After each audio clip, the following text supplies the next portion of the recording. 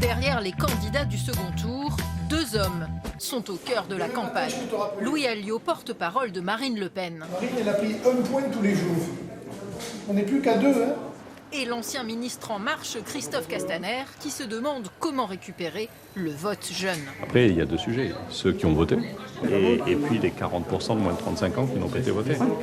Deux lieutenants sur le pont de l'entre-deux-tours. Mais je pourrais vous dire. Passage obligé dans les médias au lendemain du premier tour.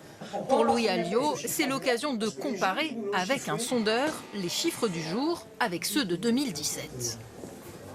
Marine Le Pen, au mieux, a été à 41. Avant le débat. Au tout début, elle est montée à 41. Mais là, vous voyez qu'on est à 6, 7, 8 points de plus. Oui. Ok.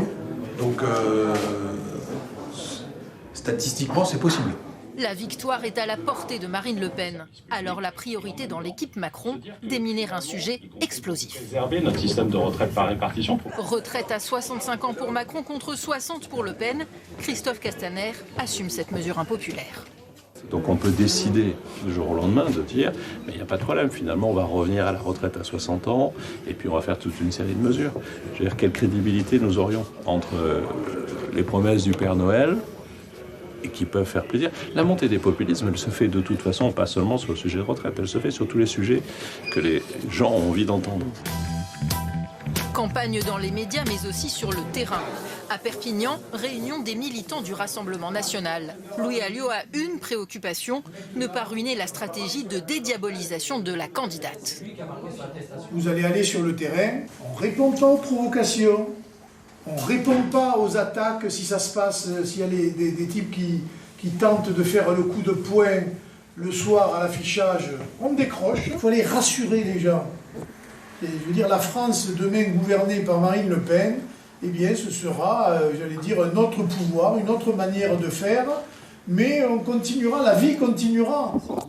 Près de Poitiers, Christophe Castaner entame une séance de porte-à-porte. Bonjour. Au milieu des lotissements. Je suis avec monsieur Castaner qui est... Pas facile de convaincre ce jardinier du bien fondé de la réforme des retraites. Vous êtes allé voter dimanche dernier? Oui, je suis voté. Bon.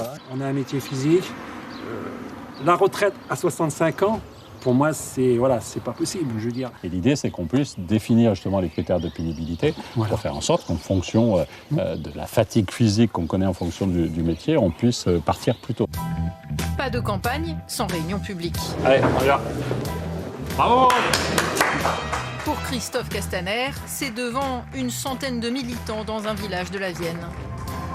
Louis Alliot assiste lui au grand meeting d'Avignon. Dans les deux cas, il s'agit de motiver un public largement convaincu.